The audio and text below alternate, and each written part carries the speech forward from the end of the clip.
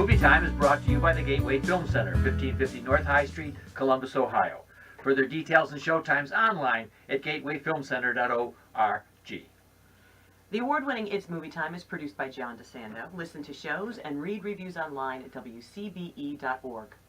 I'm John DeSando. I'm Hope Madden. This is, of course, It's Movie Time. Hope, I remember. Fortunately, I can remember. Wait Until Dark. Yeah. Straw Dogs. Yes. Would you say these are classics of home invasion? Yes. Anything recently? I'm always thinking as we're moving toward Don't Breathe. Mm-hmm. 10 Cloverfield's not really invasion, but it has that same claustrophobic sort of. You know, it's funny. There's one that streams on Netflix. I think it was made directly for Netflix called Hush, where someone breaks into a blind woman's house out in the woods. Really? And and she's not the easy victim that he had expected. But even that, this is a twist on that. This is definitely a change of pace. And the other one, see, I'm trying to show you my understanding of your expertise in the green room. Yes, like I said, very claustrophobic. Oh my gosh. Very. So we have Don't Breathe. Yes. So tell me, how does it stack up? I thought it was a ton of fun. Did you enjoy it, John? Are you kidding me? You should have heard Wayne. He was laughing at every jump scare in the movie. I mean, in how many movies have we seen? And, it's still, if you do it right. It's true. I think so. And I think the audience really loved it. Oh, I think so, too. It is...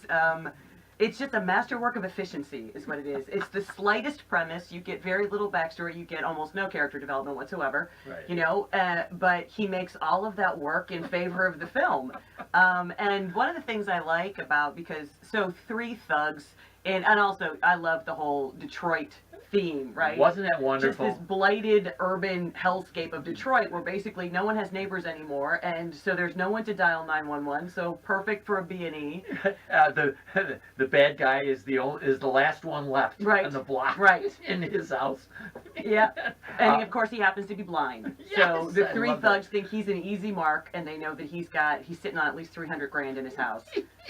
This is Stephen Lang. Oh yeah. Now we're breaking into Stephen Lang's house. What are you thinking? Isn't he from Avatar? Yeah, and about 300,000 other things. Oh my gosh. He cuts an impressive figure. Oh, he's 64 years old. He looks like a young man of 24. Yeah, he does. He looks great. He's very, very muscular, but a great face. Yeah. Somehow, and they do make him, his eyes up, is really scary. Right. He was blinded in combat, and and he's got this just horrifying blank stare that is really effective. I'll tell you what's more horrifying, that Rottweiler.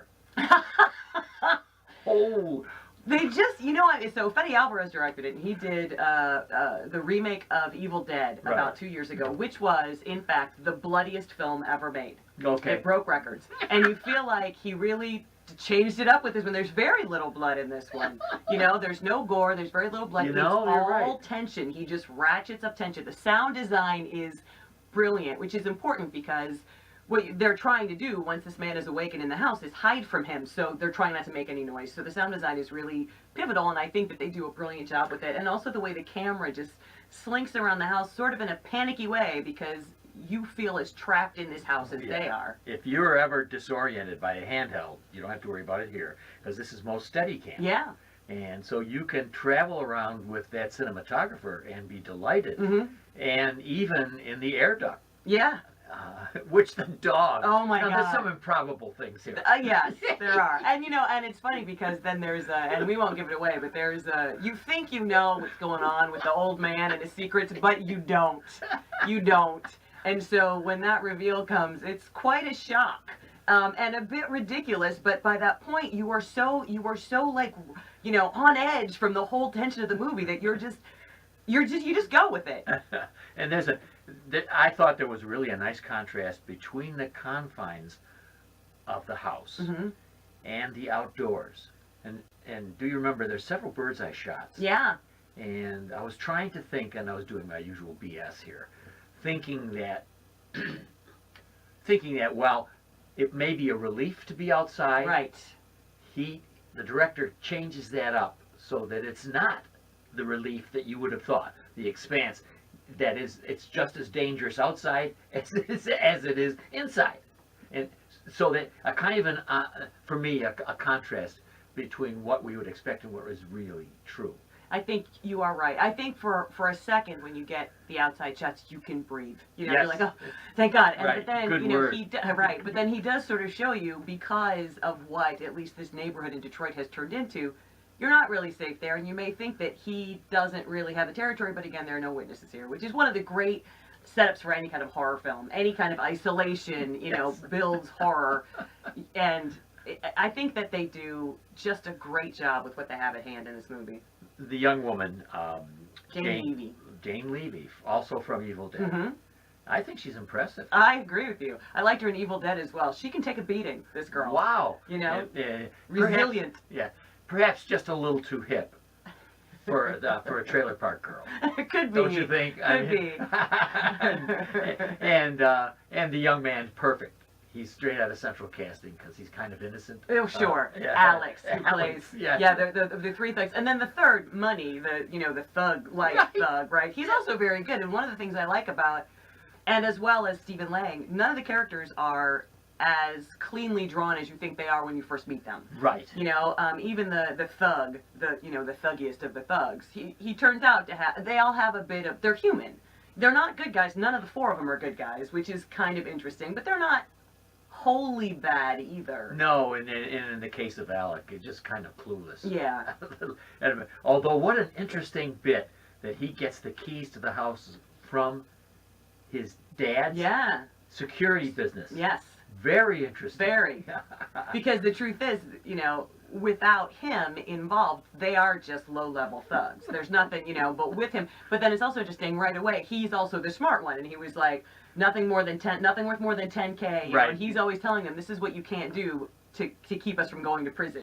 And then, of course, the Money is the name of sort of the alpha. He always calls him Judge Judy. You know, needling him for just being the smart one. Yes, yes. And some romance. I mean, really kind of the three of them, are the two men vying for her. There's a nice little touch, but not very much. I think, as you said, I'm thinking more about that. There isn't much of a backstory except for Rocky, the girl. She has a little bit. Yeah. But generally speaking, we're not knowing much about them, just the same way we're not knowing about the blind man. Right. And I think especially with Stephen Lang's character that you really use that to your advantage, because you, as does Rocky, you develop your own theory as to what's going on, and really it's based on other horror films that you've developed this theory, but you're wrong. Yes. And that was just a great, you know, startle. Like, oh, no, I did not see that coming. And isn't it, again, I come back to that same point.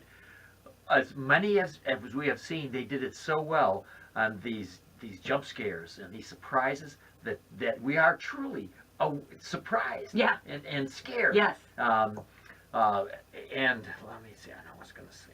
Oh, I hope there's one place in there where I'm a bit incredulous. And we always have to poke a little holes in it. Absolutely. One of the scary parts of this is that the two of them at one time are standing within a foot or two of the bad boy. And he doesn't know that they're there. He's looking for them. He doesn't. And I was thinking back of Hannibal Lecter, who would have known right away because he would have smelled them. Yes. Yeah, I think the film relies a little more heavily on hearing than maybe, you know, but also, you know, maybe it's an out, but they do make an attempt to drug him when they first get there. So I thought, oh, maybe he's a little off. I don't know. Yeah. Maybe. But and then there's the one instance where he finds their shoes. Right? They take their shoes off when they first get there, so they make less noise. And he's going about his business, and he smells something. So I mean, they touch on it, but for most of the film, I think it's definitely trying to make sure he doesn't hear them. But no, I think you're right. I have the feeling that most of us would have a sense there's a human body in a room with us that close, and certainly if we were relying on other senses besides our sight, likely we would have noticed. So you think there's a room for a sequel here? I don't know. They left it up in the air. I hope they don't. To be honest with you, I hope they don't. I don't think they could. I don't think that they could be successful either reestablishing the same sort of premise or taking it elsewhere. So I hope they don't. Well, hope, Madden. This is your area, and I have to admit that I enjoyed it along with you and everybody else in the audience. It's called Don't Breathe. It is definitely a horror film. And what grade would you give it? I'm going to go B+. Oh, wonderful, because that's exactly the grade I gave. You know, it's as if we don't have enough that's scary out there in the current political campaign. Sure. You may think you don't need to see. But sometimes it's a nice relief, you know? It is. And it's not, you know, it's not the Silence of the Lambs. It's not an icon. No, it's not going to stay with you forever. But right. It is really well crafted, well done piece of horror film.